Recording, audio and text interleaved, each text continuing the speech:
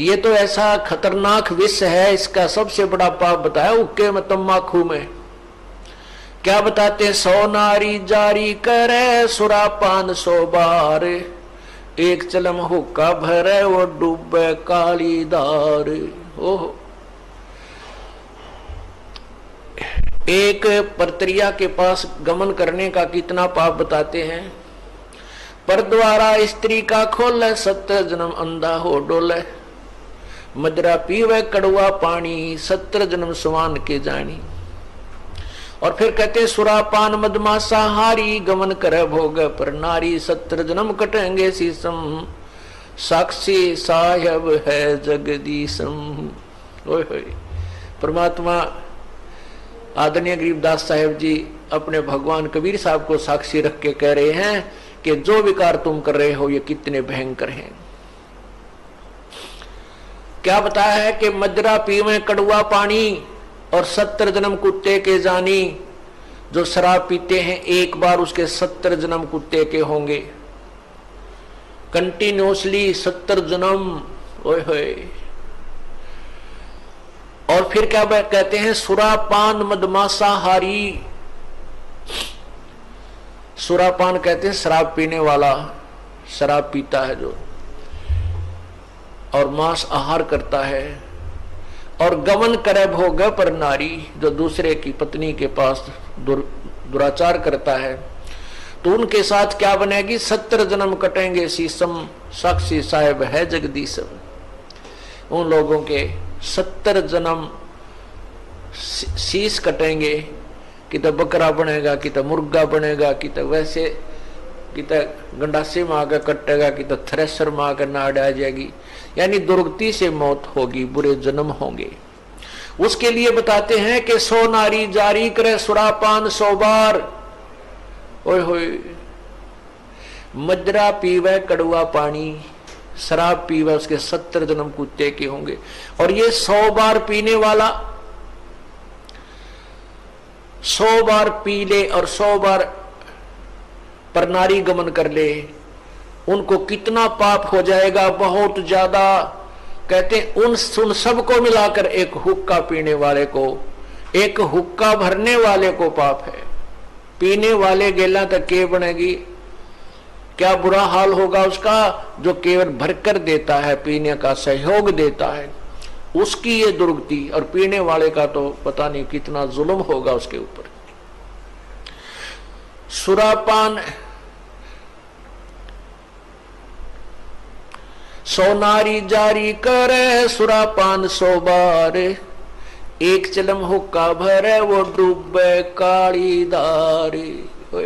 इसलिए मना करते हैं कि तुम हुक्का भी भर के मत देना। उन जो पाप कमा रहे हैं स्वयं भी नरक में जा रहे हैं, और उसमें सहयोगी बना रहे हैं अपने पुत्र पुत्रियों को, पौत्र पौत्रियों को, या पुत्र वधुओं को भी आजकल हुक्का भरवाने लगे। तो कहने का भाव ये है पुण्यात्माओं, ऐसी गंदी वस्तु। गरीबदास साहब कहते हैं यही मूल मंत्र तमाकू ना बोई। इस तमाकू से पीछा छुड़ाने का मूल मंत्र है कि तमाकू बीजा ही मत करो। अब क्या बताते हैं? तमाकू कसीदम तमा मस्त है, नुजित नसीरी कुती न कैफ,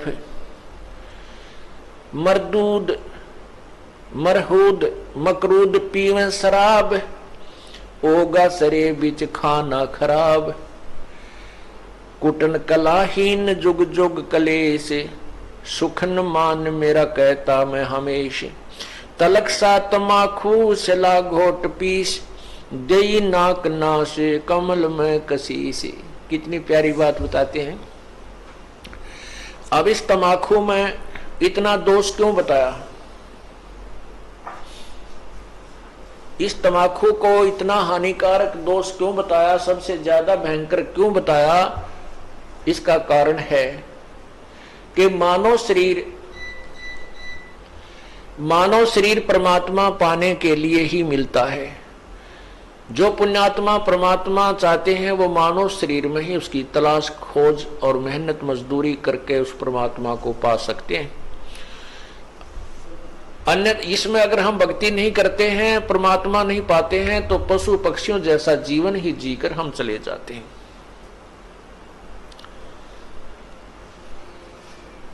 अब ये हमारे शरीर में कमल बने हुए हैं, कमल,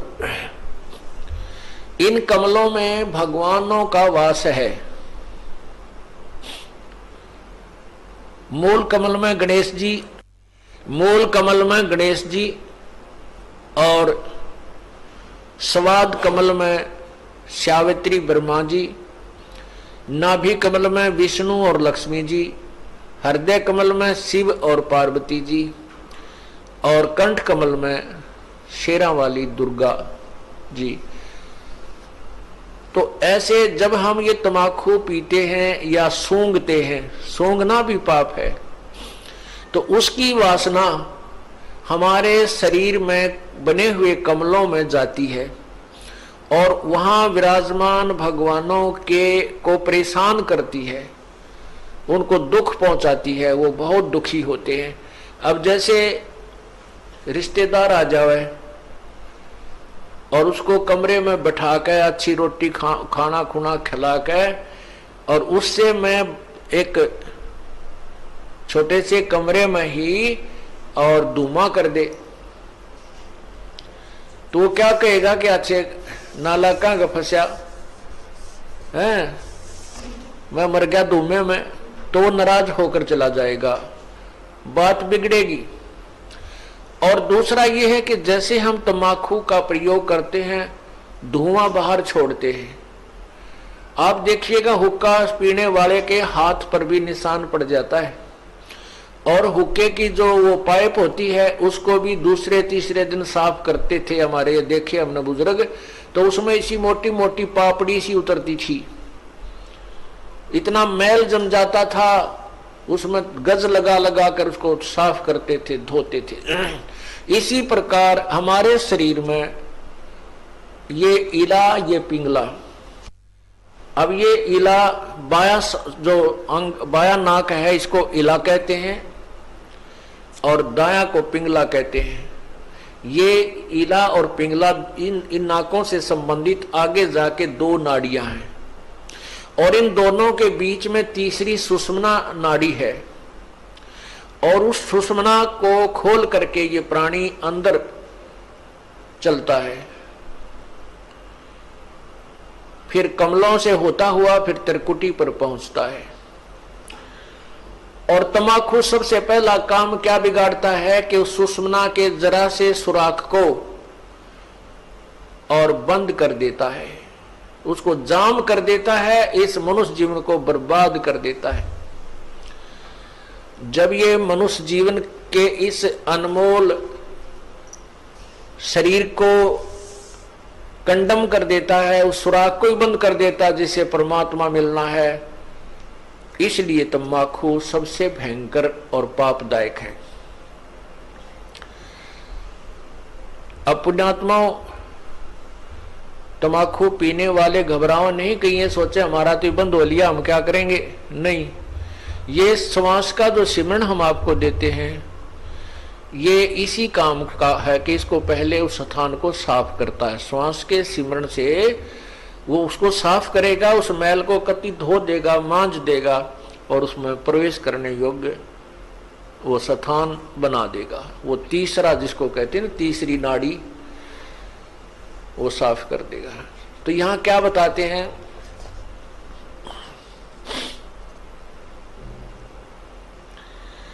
तलक सा तमाकू सिला घोट पीस, दई नाक नासा कमल में कसीस, करी चूर चकना धरा नाम नाश, धरा नाक नाश, 70 घलाई गति 70 सलाई गति काट मास, व्यस्त के दरीबे में जो दीनी दुलद, अगर मूल मौला जहां बसत है प्रसिद्ध,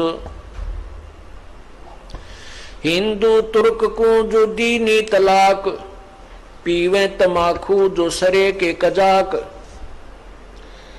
जो तमाकू पान करते हैं, हुक्का पीते हैं या सिगरेट बीड़ी पीते हैं, वो कहते हैं परमात्मा के दोषी हैं, कजाक हैं।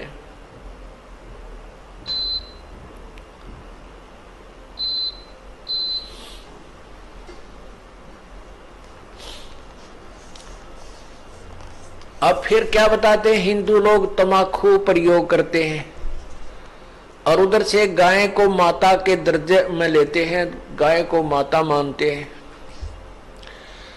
तम्बाकू की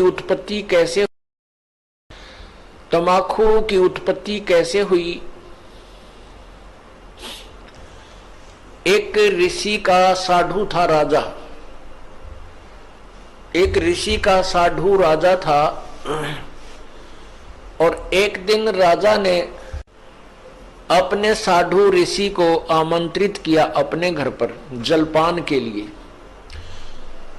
तो राजा ऋषि ने बहुत मना किया अपनी पत्नी को कि राजाओं का और ऋषियों का कोई मेल नहीं होता, राजा बड़े अभिमानी होते हैं, ये कोई हमारे सिर में दर्द करेंगे।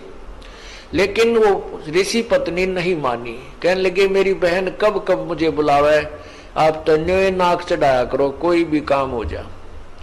अर्थात ऋषि जी को विवश कर दिया राजा के घर जाने के लिए। अब राजा के घर गए तो राजा ने अपनी जो महिमा बना दिखाने के लिए और ऋषि पत्नी को प्रभावित करने के लिए बहुत अच्छे आहार, मेज पोस्ट मेज का ऊपर काजू किस्मत सेब संतरे कर नाना प्रकार की सब्जी बनवा कर, जलेबी कचौड़ी पकौड़ी दही खीर हलवा सारे व्यंजन लगवा दिए मेज पे। अब आहार किया ऋषि जी ने भी, ऋषि पत्नी ने भी, सब ने मिलकर आहार किया। अब चलते समय ऋषि जी ने कहना पड़ा जी आप भी हमारे यहाँ आइएगा, एक औपचारिकता होती है। तो राजा ने कहा अवश्य आएंगे, कभी समय मिला तो अवश्य आएंगे।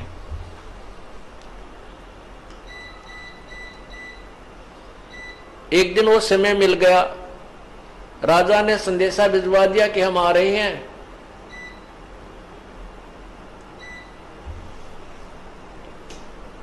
अब ऋषि पत्नी चिंतित हुई कि वो तो सचमुच आ रहे हैं और साथ में ये संदेशा भेज दिया कि मेरे साथ हजारों की संख्या में अंग रक्षक होंगे, मेरे सैनिक होंगे।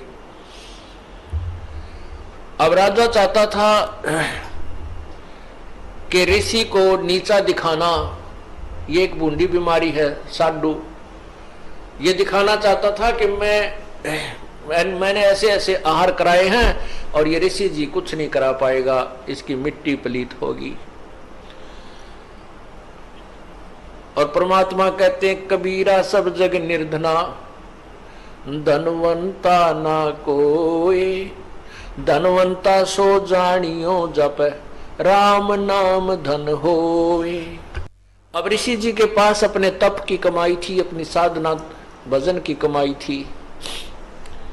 ऋषि जी ने स्वर्ग से कामधेनु गाय वो उधारी ले ली कुछ समय के लिए और उसको अलग से एक टेंट में रखा हुआ था।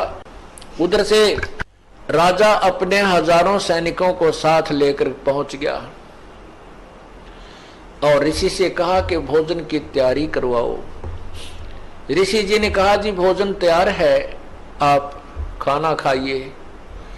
अब वहां लगी लाइन और साथ की साथ थाली आ रही है, सबको परोसी जा रही है।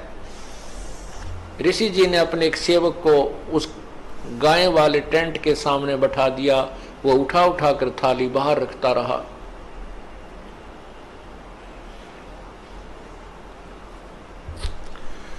अब जब सब सैनिकों ने खाना खा लिया और ऐसा स्वादिष्ट भोजन उन्होंने कभी नहीं खाया था, तब राजा ने पूछा कि हे ऋषि जी, आपके पास ना कहीं कोई भोजन बनाने की व्यवस्था नजर आ रही है, ना किधर को चूल्हा डाल रखा तुमने, ना कोई हलवाई बुला रखा, ये ऐसा भोजन स्वादिष्ट भोजन कहां से आ रहा है?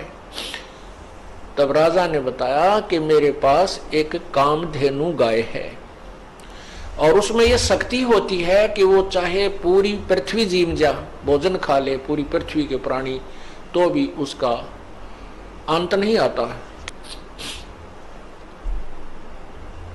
तो राजा के अब साधु की यारी दोस्ती इतनी होती है।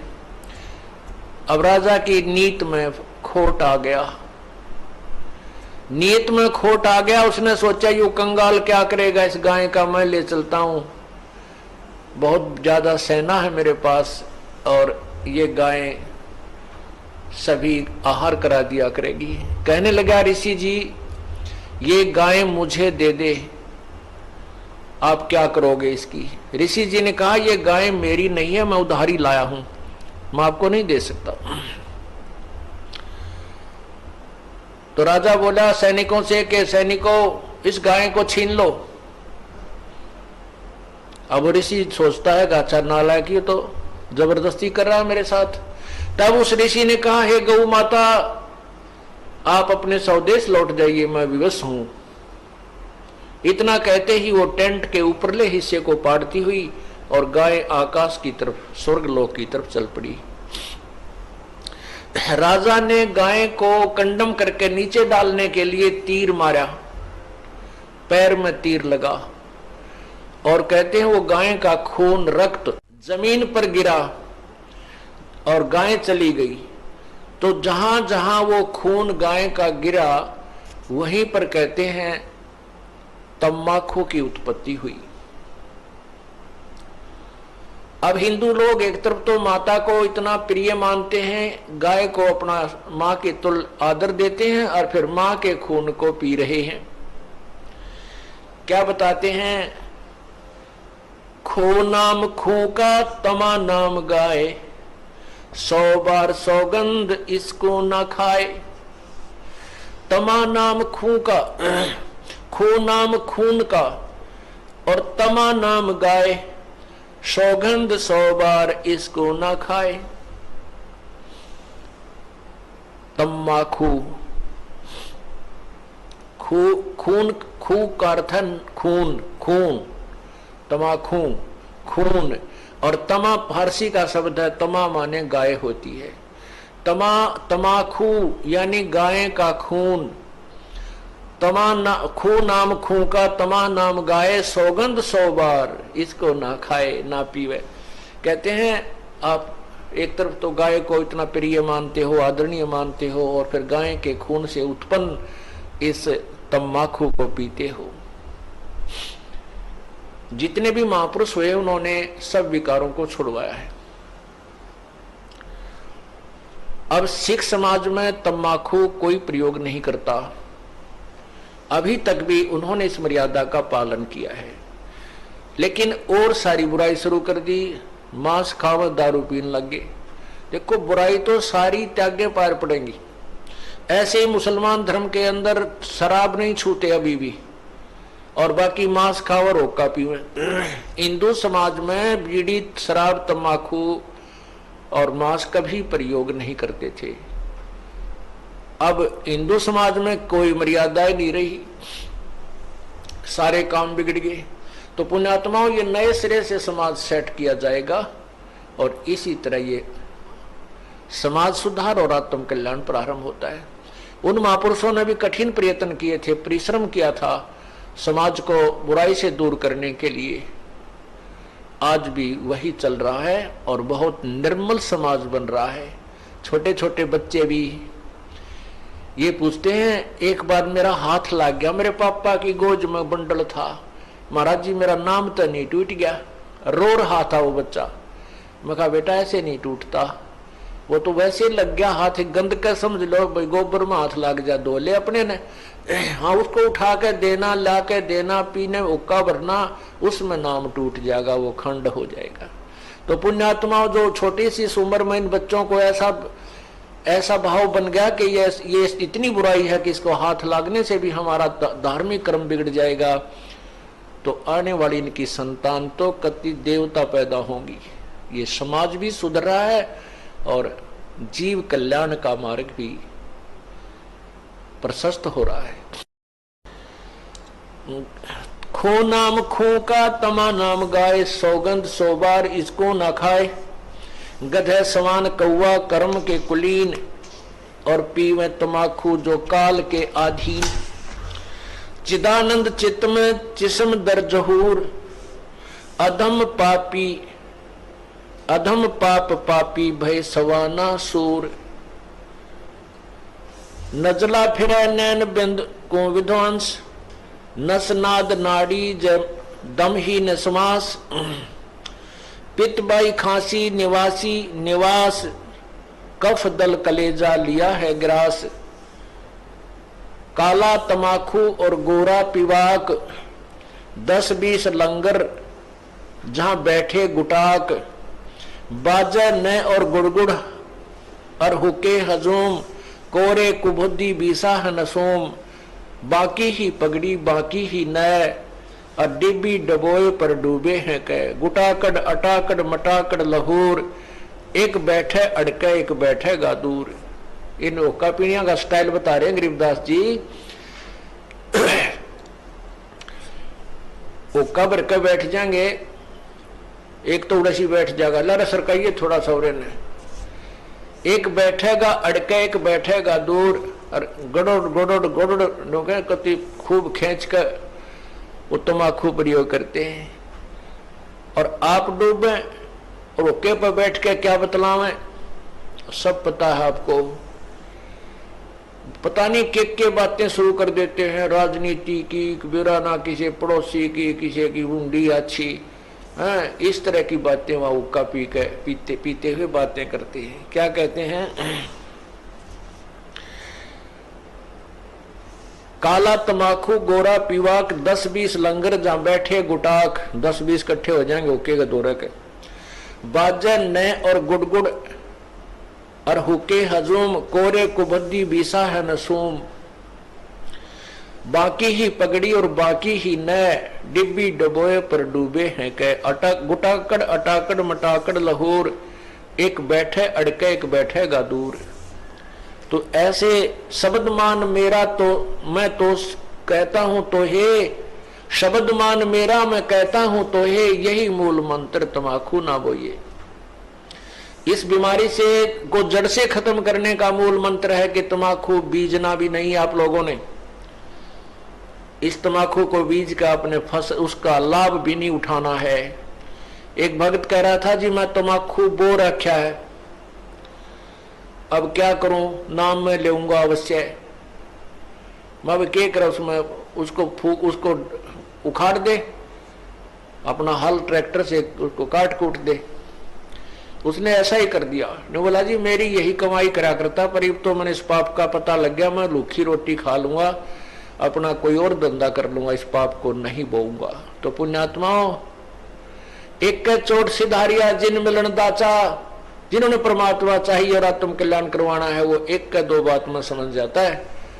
और जिनको भगवान चाहिए ना अपना कल्याण चाहिए, उनको कितना समझा ले वो तो इस प्रकार बताए हैं। कोट वर्ष कर संगत संतों की, पत्थर का जल में क्या भीजे। चंदन बन में रंग ला दे, एक बांस बिटम भी ना सीजे।